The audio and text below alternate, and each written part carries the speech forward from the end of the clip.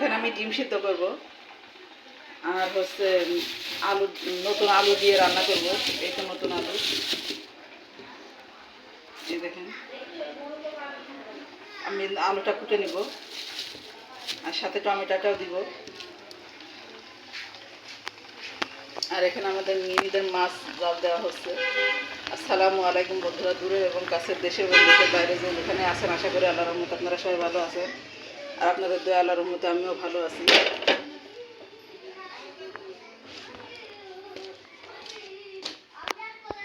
মশলা বেটে নিব। শুকনা মরিচ, একটু এলাচ ফল, জিরা, দারচিনি আর আদা। আর এখানে রসুন ছুলে নিয়েছি, রসুনটা বেটে নিব। পেঁয়াজ কুটে নিয়েছি আর টমেটো কুটে নিয়েছি। আর এই তো আলু ছোলা হয়ে গেছে, আলুটা আস্তই দিব আমি। আর ডিমটাও সিদ্ধ হয়ে গেছে, তো আমি ছুলে নিব ডিমটা।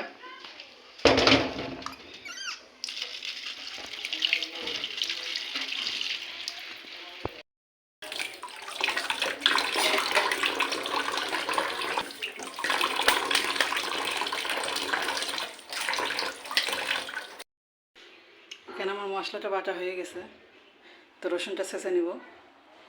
এখানে আমি ডিমটা ভেজে নিব। তো হলুদ লবণ লিখে দিলাম আর লবণ দিয়ে দিচ্ছি।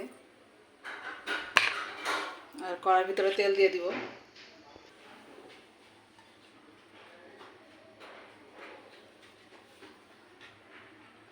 এখানে ডিমটা আমি ভেজে নিচ্ছি।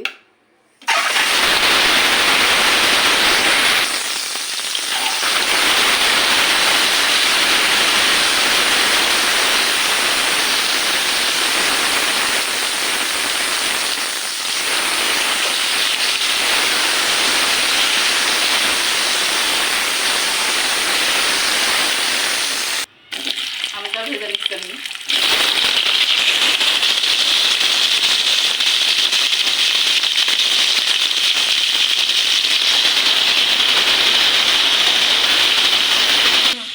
ভাজা হয়ে গেছে, তো আমি তুলে নিচ্ছি আলুগুলা। পেঁয়াজটা দিয়ে দিচ্ছি। এখানে আমি মশলাটা দিয়ে দিলাম। পানিটা দিয়ে দিলাম।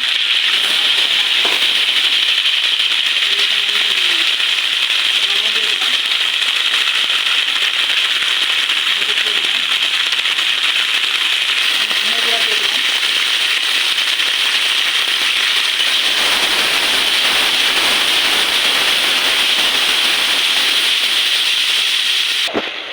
এখানে আমি টমেটোটা দিয়ে দিচ্ছি।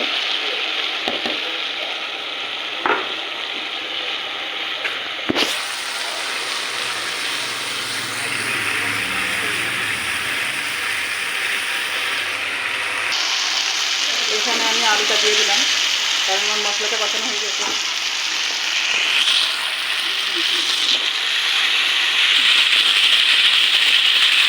নতুন আলু দিয়ে টমেটো দিয়ে ডিম দিয়েছি, কালার হচ্ছে।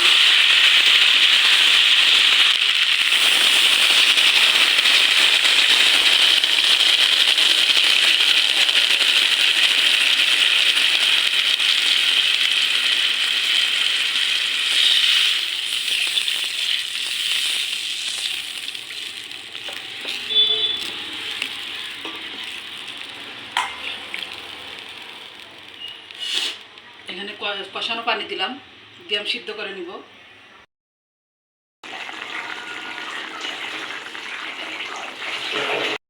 এখানে আমার আলুটা কষানো হয়ে গেছে, তো আমি পানি দিয়ে দিব। হ্যাঁ, তাহলে মাছ দিয়ে খাবি না এমন?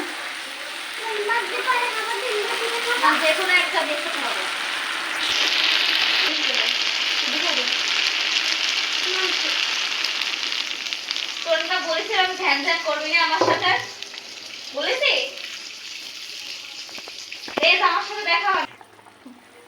বলক উঠে গেছে, তো ডিমটা দিয়ে দিলাম। বলক উঠে গেছে, তো ডিমটা আমি দিয়ে দিলাম এখানে। দিয়ে আমি পানিটা শুকাই নিব। আর নতুন আলু তো মনে হয় সিদ্ধ হয়ে যাবে, কিন্তু নতুন আলু সহজে সিদ্ধ হতে চায় না, তো আমি পানিটা বেশি দিয়ে দিয়েছি। আমার ডিম আর নতুন আলুর তরকারিটা হয়ে গেছে, আমি নামিয়ে নিব।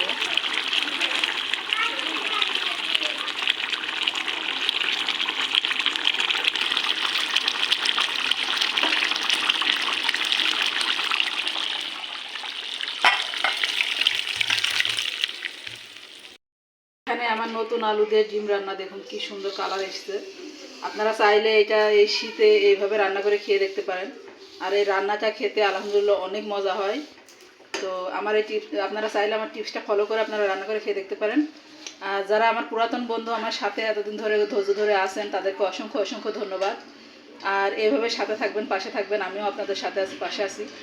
আর সুন্দর সুন্দর কমেন্ট করবেন, আপনাদের কমেন্ট পড়তে আমার ভালো লাগে এবং রিপ্লাই দিতে দেরিও হয়, তো আমি সবাই রিপ্লাইটাই দিয়ে দিই।